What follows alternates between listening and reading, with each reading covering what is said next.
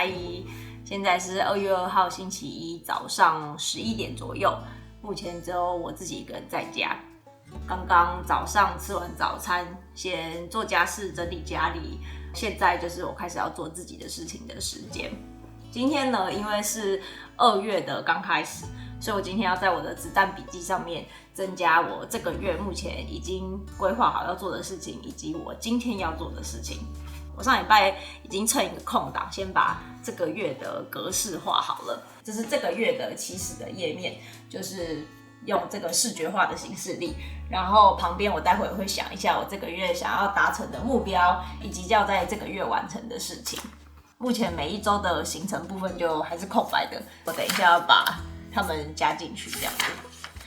顺便跟大家分享一下我的历年子弹笔记本们。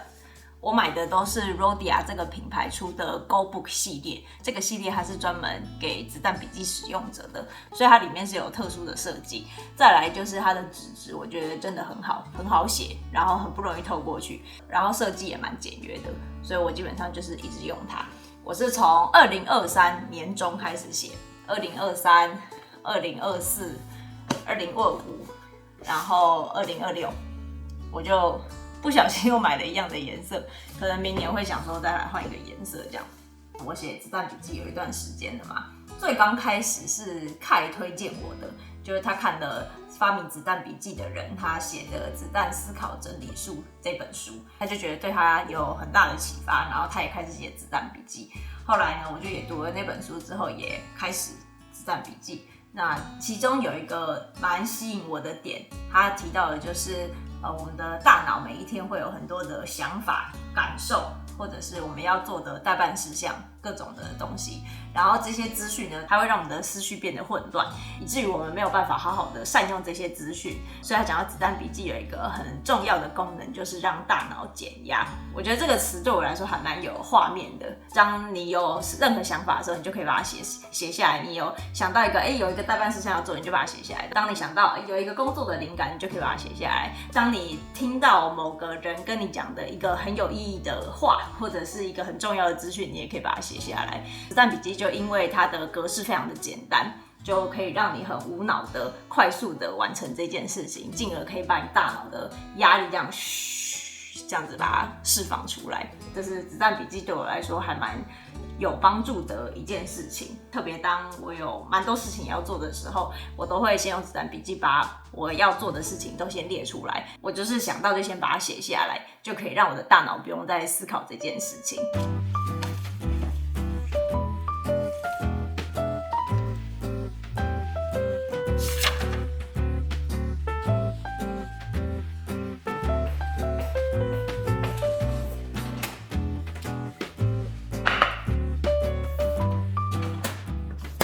午餐时间，刚刚把2月的任务先写完，处理了一些杂事，现在是12点多，所以想说先吃个午餐。前几天的剩菜加热一下。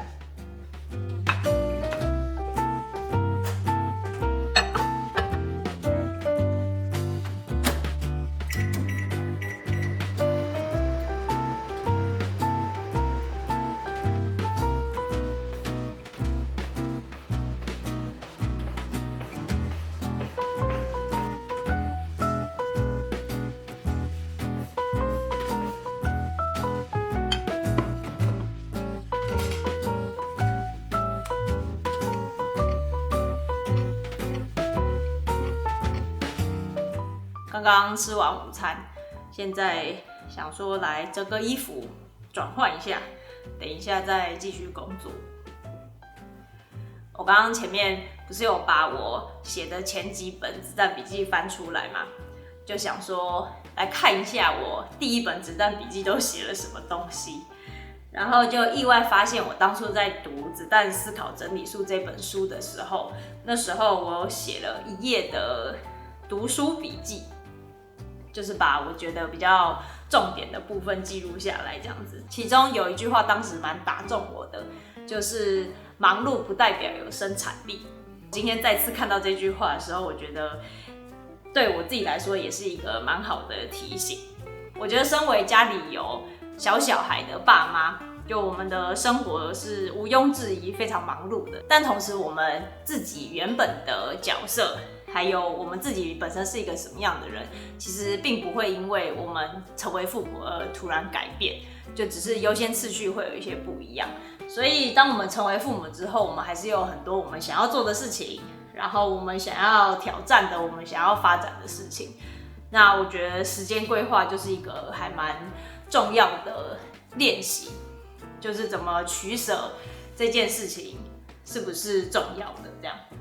我自己在写子弹笔记的过程当中，就蛮容易反思我的每一天或者是每一个时期的时间是怎么被使用的。休息跟前进的时期都是需要存在的，只是当这些东西没有被具体的记录下来的时候，在每一天的忙碌当中，时间就不知道怎么的就过了，然后也不知道自己在累积什么。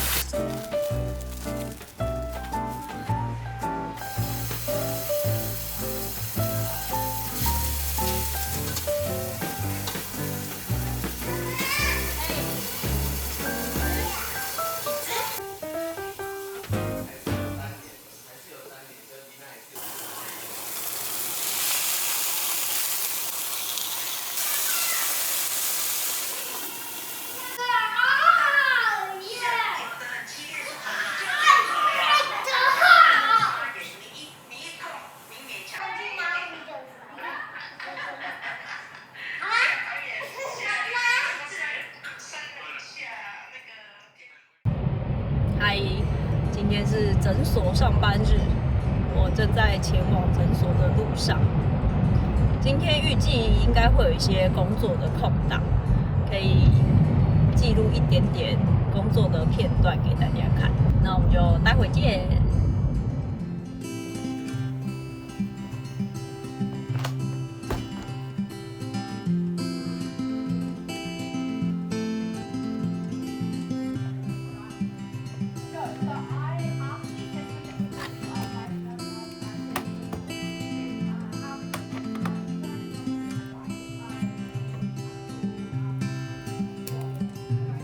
我刚结束了一个个案的治疗，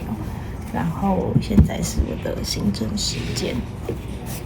这个是我的工作用的笔记本，然后其实我也是用子弹笔记的概念在写我的工作笔记本的。通常我会在这边先写上日期，再把每一天的行程写在这边，以及所有待办事项。然后呢，接下来我就会把个案的活动、各种笔记记在后面的页面里面。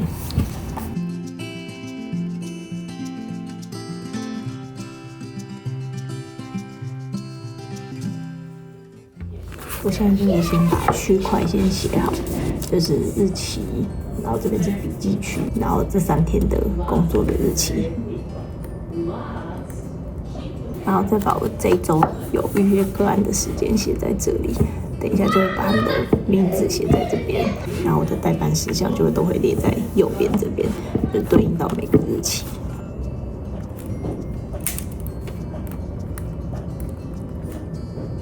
我觉得开始写子弹笔记之后，有一个对我来说是很不一样的转变。虽然我是从国一开始，我就是每一年都会写一本手账，所以我是很习惯手写的人。但是我之前买的都是那种现成的印号，然后我觉得很漂亮的手账，我觉得那其实也很好，因为就是一年的开始都可以选一个自己喜欢的款式。但是后来就越用越发现，很多时候我会被那个格式绑住。例如说，我刚开始选了一个每一天一页的格式，但是可能过了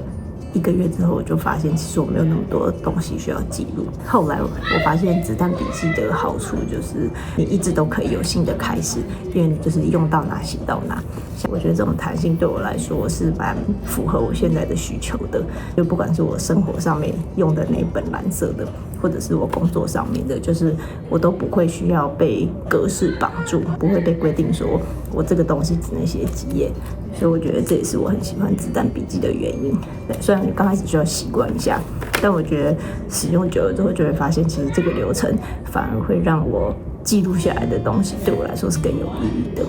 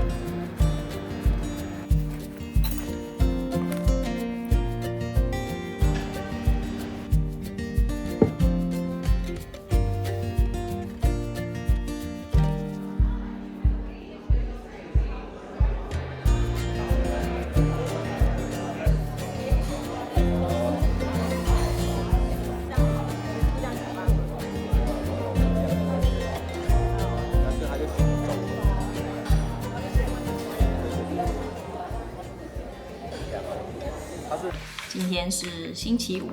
我跟凯2个人都在家工作的日子。刚早上我们送小孩去托婴，然后我们去吃了早餐，然后我现在要装我们的维他命。原本这周有排了一些比较紧密的工作进度，但是因为前2周就在上一周我是在准备家庭相簿工作坊嘛，然后过去这一周有在完成另外一个工作，我到待会还要再花可能2个小时的时间把这件事情结束。那原本是安排这个专案结束之后就要再紧接着进行下一个，但是我这几天在回顾我自己的状态的时候，就觉得我好像需要一个休息的时间，就是让自己可以调整好状态。其实我会意识到这件事情呢，是因为我发现有几个比较重要的待办事项一直被我搁置。因为我在写子弹笔记的时候，如果这周没有完成的事情，到下一周的下一页的时候，我就需要把它转移过去。然后我就发现我一直在转移一样的事情，我就意识到说，其实有一些比较重要的事情，就比较是我们家庭的事情或是私人的事情，我一直没有完成。在这个过程当中，就让我意识到我好像需要暂停一下我原本的计划，然后以至于让我的生活可以再回到我觉得比较平衡的轨道上面。我觉得这几年写子弹笔记对我来说就蛮帮助我可以反思这个状态，就是可以让我意识到说，其实我的生活已经开始偏离了一个比较平衡的状态，然后我需要做出一些调整。这样，我等一下预计要把这个今天一定要交出去的专案结束之后呢，我下午就想要来做一些比较轻度的事情，然后暂时抛下工作的计划，就可以让自己有一些休息跟充电的时间。大概是这样，完成。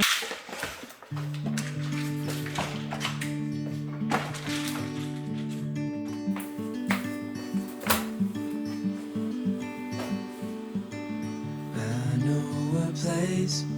where we can go and be alone. So come away with me, nobody has to know where we gonna go.